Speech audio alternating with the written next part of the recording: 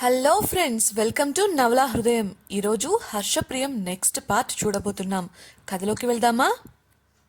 చీర కట్టడం ముగించి తల ఎత్తిన హర్షకు ఆమెను అలా చూడగానే తాను చేసిన పని గుర్తొచ్చి నాలుక కరుచుకున్నాడు. తడబడుతూ సారీ, ఏదో ఫ్లోలో అలా చేసేశా అని చెప్పగా మెల్లిగా కళ్ళు తెరిచి చూసింది ప్రియా. అప్పటికే అక్కడి నుండి బయటకు వెళ్తున్న హర్షరూపం కనిపించి సిగ్గుపడి సిద్ధమవటంలో పడిపోయింది. బయటకు వెళ్లిన హర్ష అరుగుపై కూర్చుంటూ ఛ, నేనేంటి ఇలా చేశాను, అదసలే కంచు, ఫస్ట్ నైట్ రోజే హక్ చేసుకున్నానని విదిలించి కొట్టింది. సర్ది చెప్పి మాట్లాడేలా చేసుకోవడానికి నాకు నెల పట్టింది. ఇప్పుడు లోపలికి వెళ్తే ఏం చేస్తుందో ఏంటో అనుకుని వెనక్కు వాలి కళ్ళు మూసుకున్నాడు. కళ్ల ముందు ఆమె అర్ధనగ్న రూపం దర్శనమిస్తుంటే అబ్బా, డిస్టర్బ్ చేస్తున్నావు ప్రియా, ఇలా అయితే ఎలాగే అనుకున్నాడు మనసులో.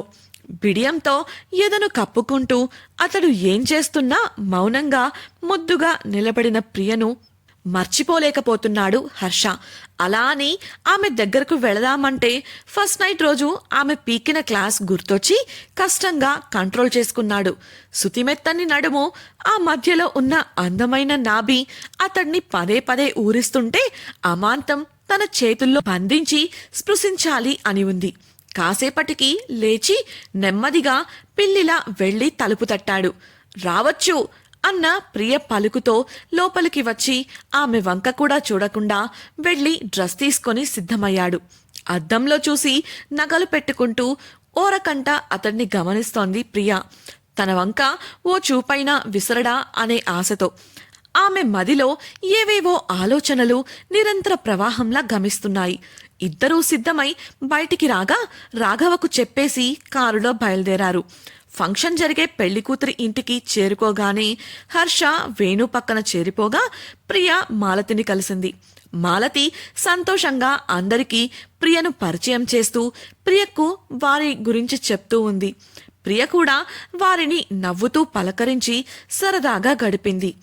మధ్యలో అప్పుడప్పుడు హర్షచూపులు ఆమెను తాకినట్లు అతడి కోసం వెతికాయి ఆమె కళ్ళు. ఆమెకు కనిపించకుండా నిలబడి ఆమెను గమనిస్తున్నాడు హర్ష. అంతకుముందు తమ మధ్య జరిగిన దానికి ఆమె మూడ్ ఎలా ఉందో అనేది అతడి ఆలోచన. ఆమె అందరితో నవ్వుతూ మాట్లాడటం చూసి కాస్త రిలాక్స్డ్గా అనిపించింది అతడికి. మనసులో మాత్రం ఇదేంటి శివంగిలా విరుచుకుపడుతుంది అనుకుంటే ఇంత కామ్గా ఉంది, కొంపతీసి ఇంటికెళ్ళాక కుమ్మయ్యేది కదా అనుకున్నాడు. అందరి సరదా కబుర్లు నవ్వులతో మెహందీ ఫంక్షన్ పూర్తయింది. ప్రియకు అక్కడ పెద్దగా ఎవరూ తెలియకపోవడంతో హర్షనే దగ్గరుండి ఆమెను భోజనానికి తీసుకెళ్లాడు. ఇద్దరి భోజనం పూర్తయి తిరిగి ఫంక్షన్ దగ్గరకు వెళ్తుండగా వేణు వచ్చి హర్షను భుజంపై చెయ్యి వేసి తీసుకెళ్లాలని చూశాడు. సున్నితంగా ప్రియను చూసి పళ్ళికిలిస్తూ చేతిని తీసేశాడు హర్ష. వేణు హర్షతో ఏదో మాట్లాడాలనుకుంటున్నట్లు అర్థమైన ప్రియ వెళ్ళి మాట్లాడేసిరండి, నేను వెయిట్ చేస్తా అంది. వెళ్తే ఇప్పట్లో వచ్చే పరిస్థితి ఉండదు, చిన్నగా గొణుక్కున్నాడు హర్ష. ఏంటి అన్న ప్రియకు ఏం లేదు, ఆలస్యమైంది కదా, అత్తకు చెప్పి బయలుదేరదాం అంటూ ఆమెను తీసుకుని మాలతి దగ్గరకు వెళ్ళి బయలుదేరుతున్నాము అని చెప్పేసి వచ్చారు. కార్ దగ్గరకు వెళ్తున్న సమయంలో వేణు తమ దగ్గరకు వస్తూ కనిపించగా రావద్దంటూ సైగలతోనే చెప్పాడు హర్ష. కానీ అతడికి తెలియని విషయం ఏంటంటే ప్రియ అది చూసేసింది. వేణు నవ్వుతూ ప్రియ ముందుకు వచ్చి, ప్రియా, ఈ రాత్రికి వీడు మాతోనే ఉంటాడు, వేరే ఏం లేదు, చిన్న పార్టీ, చాలా రోజుల తర్వాత కలిసాం కదా అని హర్ష భుజాలపై చెయ్యి వేయగా దేవుడా, వీడు నా కొంప ముంచేలా ఉన్నాడు మనసులో అనుకున్నాడు హర్ష. ప్రియ నవ్వుతూ ఆయన వస్తానంటే నాకు ఎలాంటి అభ్యంతరం లేదన్నయ్యా, మీరు తీసుకెళ్ళొచ్చు అంది. హర్ష కల్పించుకొని బావా, ప్రియకి ఇక్కడంతా కొత్త కదరా, ఒంటరిగా ఎలా ఉంటుంది ఇంటి దగ్గర అని అనగా నీకా భయం లేదులేరా అంటూ వారి దగ్గరకు వచ్చాడు రాఘవ.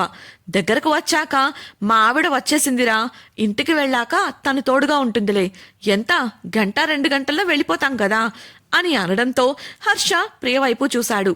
మీ ఇష్టం, నాకైతే ఎలాంటి ఇబ్బంది లేదు, నేను ఇంటికెళ్తాను నవ్వుతూ చెప్పింది ఆమె. మా చెల్లెలే ఒప్పుకున్నప్పుడు ఇంకేంట్రా నీకు సమస్య అంటూ అతన్ని అక్కడి నుంచి లాక్కుపోయారు రాఘవ వేణువులు. ప్రియ చిన్నగా నవ్వుకొని వెళ్ళి కారులో ఇంటికి వెళ్ళిపోయింది. ఆమె ఇంటికి చేరేసరికి ఒక అమ్మాయి ఇంటి వసారాలో కూర్చుని ఎదురు చూస్తూ కనిపించగా ఆమె రాఘవ భార్య అని అర్థం చేసుకుంది ప్రియ. ప్రియను చూడగానే లేచి నిలబడిన అపర్ణ 2 అడుగులు ముందుకు వేయగానే ఆమె కడుపుతో ఉన్న విషయం అర్థం చేసుకుంది ప్రియ. అయ్యో ఆగండి, నేనే వస్తాను అంటూ ఆమె దగ్గరకు వెళ్లి పరిచయం చేసుకుంది. అపర్ణ 7 నెలల గర్భిణి. ప్రియ మనసులో ఇలాంటి అమ్మాయిని ఈ సమయంలో ఇబ్బంది పెట్టడం అవసరమా అనుకుంది. అపర్ణ గురించి అడిగి తెలుసుకున్న కాసేపటికే ఇద్దరు మంచి స్నేహితులైపోయారు. సమయం గడుస్తుండటంతో అపర్ణ, అన్నయ్య వాళ్ళు వచ్చేసరికి ఆలస్యం అయ్యేలా ఉంది, నువ్వు ఇక్కడే పడుకో, నువ్వు ఇలా ఎక్కువసేపు నిద్రపోకుండా ఎదురు చూడటం మంచిది కాదు కదా అని అంది ప్రియ. పర్లేదులే, ఆయన వచ్చాకే పడుకుంటాను, ఆలస్యం అవుతుందని ముందే చెప్పి వెళ్లారు. అదేంటి? బ్యాచిలర్స్ పార్టీ అంట, అందరం కూడుతున్నాం కాబట్టి ఆలస్యం అవుతుందని ముందే చెప్పారు బదులిచ్చింది అపర్ణ. ఇంతకీ నువ్వు తిన్నావా అని ప్రశ్నించిన ప్రియకు మొహమాటానికి అవునని తల ఊపింది అపర్ణ. విషయం అర్థమైన ప్రియ, పద మీ ఇంటికి వెళ్దాం, నువ్వు సమయానికి తిని మందులు వేసుకోవాలి కదా, నేను కంపెనీ ఇస్తాను అంటూ అపర్ణను లేవదీసి రాఘవ ఇంటివైపు నడిచారు ఇద్దరు. అపర్ణ భోజనం చేస్తుంటే ప్రియ కబుర్లు చెప్తోంది. ఇద్దరూ సరదాగా నవ్వుకుంటూనే సమయం గడిపేశారు. రాత్రి 12 దాటినా రాఘవ హర్షలు రాకపోవడంతో ప్రియ, ఇక నువ్వు పడుకో అపర్ణ, నేను కూడా వెళ్తాను, వాళ్ళు రావడానికి ఇంకా లేట్ అయ్యేటట్లుంది అంటూ లేచింది. అయ్యో, వెళ్ళి ఒంటరిగా ఉండగలరా అని అపర్ణ అడగగా, కాసేపే కదా, పర్లేదు అని చెప్పి ప్రియ బయటకు వచ్చి తాము ఉండే ఇంటివైపు కదులుతుండగా గేట్ లోపలికి వచ్చింది కార్. ముందుగా రాఘవ దిగి జాగ్రత్తగా హర్షను దింపాడు. తాగి ఉండటం వల్ల సరిగ్గా స్పృహ లేదు హర్షకు.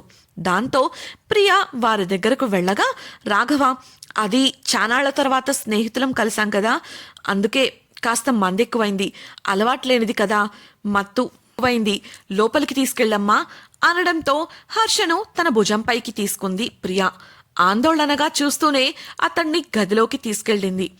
ఎలాగో మేనేజ్ చేస్తూ ఇంట్లోకి వెళ్ళాక తూలుతూనే అతన్ని గది వరకు తీసుకెళ్ళింది ప్రియ. మంచంపై పడుకోబెడదాం అనేసరికి అదుపు తప్పిన హర్ష మంచంపై పడబోతూ ఆమెను కూడా లాగేశాడు. ఆ తోపులో ప్రియ కింద ఉంటే ఆమె పైన హర్ష ఉండిపోయాడు. అతడి బరువు మొత్తంగా మీద పడడంతో కష్టంగా ఉంది ప్రియకు. హర్ష లే అంటూ అతడి భుజంపై తట్టడం మొదలుపెట్టింది ప్రియ. 5 నిమిషాలకు గాని హర్ష కళ్ళు తెరవలేదు. మత్తుగా మూతలు పడుతున్న కళ్ళను తెరిపించి మరీ చూడగా ప్రియ కనిపించింది. ప్రియా, నువ్వా? ఐఎమ్ సారీ ప్రియా, కొంచెం మందు ఎక్కువైంది మత్తుగా చెప్పి పడుకుండిపోయాడు హర్ష. తెల్లవారింది. హర్షకు మెలకువ వచ్చి హ్యాంగోవర్ వల్ల తల విదిలించుకొని చుట్టూ చూశాడు. అతడికి ప్రియ గుర్తొచ్చి అంతలోనే రాత్రి తాను వేణు వాళ్లతో తాగుతూ ఉండటం వరకు మాత్రమే గుర్తొచ్చింది. ఒక్క ఉదుచున లేచి ప్రియ కోసం చూడగా ఆమె కనబడలేదు. ఒకవేళ తాగానని నాపై కోపం వచ్చి వెళ్ళిపోలేదు కదా అనుకుంటూ గబుక్కున బయటకు వెళ్లబోయేంతలో స్నానాల గది నుండి బయటకు వస్తూ కనిపించింది ఆమె. గుండెపై చెయ్యి వేసుకొని హమ్మయ్యా అనుకొని నిట్టూర్చాడు. ఆమె డ్రెస్ చేసుకోవాలి కదా అని బయటకు వెళ్లబోయేంతలో హర్ష ఆగు అంటూ పిలిచింది ప్రియ. ఏంటన్నట్లు చూడగా చీర కట్టాలి అన్నట్లు చేతిలోని చీరను చూపించింది. హర్ష చిలిపి మనస్సు వెళ్ళమంటూ తొయ్యగా, నీ ఒళ్ళు చూసుకున్నావా ఎంత కంపు కొడుతుందో అంటూ హెచ్చరించింది మెదడు. అంతే, నేను అపర్ణను పిలుస్తాను అంటూ ప్రియ చెప్తున్నా వినకుండా బయటకు వెళ్ళిపోయాడు. తాను పిలుస్తున్నా పట్టించుకోకుండా అతడు వెళ్ళిపోయినందుకు ప్రియ నొచ్చుకొని మౌనంగా ఉండిపోయింది. కాసేపటికి అపర్ణ వచ్చి ప్రియకు చీర కట్టుకోవడంలో సాయం చేసింది. హర్ష రెడీ అయ్యి బయట రాఘవతో కబుర్లలో పడ్డాడు. ఇద్దరూ సిద్ధమై వేణు ఇంటికి చేరుకున్నారు.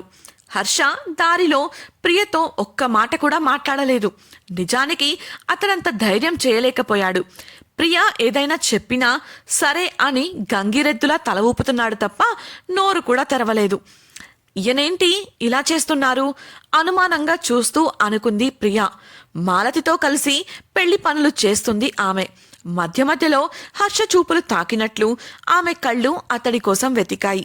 కొంతసేపటికి అతడు వేణు వెనుకకు జరగడం కనిపించి అతడు కావాలనే తనకు దూరంగా ఉంటున్నాడని అర్థమైంది. కానీ కారణం తెలియలేదు. ఆ రోజంతా మాలతి ఇంట్లో పెళ్లి పనులు సందడిగా ముగిశాయి. మధ్యాహ్నం 3:30 సమయంలో కార్యక్రమాలు ముగిసి మాలతికి చెప్పేసి ఇంటికి చేరుకున్నారు ప్రియా హర్షలు. ఆ రోజు మొత్తం హర్ష మిగతా వారితో బాగానే ఉన్నాడు. కేవలం తనతో మాత్రమే వింతగా ప్రవర్తించడం గమనించింది ప్రియా. ఇంటికి వచ్చాక నగలన్నీ పక్కన పెట్టేసి కాస్త ఫ్రీగా మంచంపై కూర్చుంది. హర్ష ప్రవర్తన గురించిన ఆలోచనల్లో ఉండిపోయింది. ఫ్రెష్ అయ్యి బట్టలు మార్చుకుని వచ్చిన హర్ష ఆమెను సీరియస్గా థింక్ చేస్తూ చూసి మాట్లాడటానికి సంకోచించాడు. కానీ ధైర్యం చేసి ఆమె ప్రక్కకు వెళ్ళి నిలబడి ప్రియా అని కాస్త బొంగురు గొంతుతో పిలిచాడు. ఆలోచనలోంచి బయటకు వస్తూ హర్షను చూసిన ప్రియా అతడి కంటికి కోపంగా ఉన్నట్లు కనిపించింది. లోగొంతుతో తలదించుకొని ఐఎమ్ సారీ ప్రియా అని అన్నాడు హర్ష. ఎందుకు అన్నట్లు చూస్తున్న ఆమెకు రాత్రి కొంచెం ఎక్కువగా తాగేశాను. నాకు తెలుసు నువ్వు హర్ట్ అయ్యావని. ఫ్రెండ్స్ ఫోర్స్ చేసేసరికి తప్పలేదు. ఎక్కువ తాగడం వల్ల అసలు ఇంటికెలా వచ్చానో కూడా తెలియదు. I'm extremely sorry. ఇంకెప్పుడు ఇలా జరగదు చెప్పేసి ఆమెను చూసే ధైర్యం కూడా చెయ్యలేక అక్కడి నుంచి వెళ్ళిపోయాడు. ప్రియా అతడిని పిలిచే ప్రయత్నం చేసింది. కానీ ఆలోపే అతడు గుమ్మం దాటేశాడు. అసలు ఈ హర్షకు నేనెలా కనిపిస్తున్నాను? వెయిట్, రాత్రి జరిగింది గుర్తులేదా? అయినా నేనంత గయ్యాళినా అని అనుకుంటుండగా ఆమెకు ఒక ప్రశ్న ఎదురైంది. అసలు హర్ష ఎందుకు నాతో ఇలా ఉంటున్నాడు? అతను ఇంతలా నన్ను దూరం పెట్టేలా నేనెప్పుడేం చేశాను అని. నిజంగానే అలా ఏదైనా జరిగిందా? అసలు హర్ష సమస్య ఏంటి తెలుసుకోవాలనుకుంటున్నారా? అయితే ఛానల్ను సబ్స్క్రైబ్ చేసి హర్షప్రియం రాబోయే ఎపిసోడ్ వినేయండి. మీకు ఈ వీడియో నచ్చినట్లయితే లైక్ చేసి మీ స్నేహితులకు షేర్ చేయండి. మీ అభిప్రాయాలను మాతో పంచుకోవడం కోసం కామెంట్ సెక్షన్లో తెలియజేయగలరు. ఇట్లు మీ నవలా హృదయం team. Thank you for listening.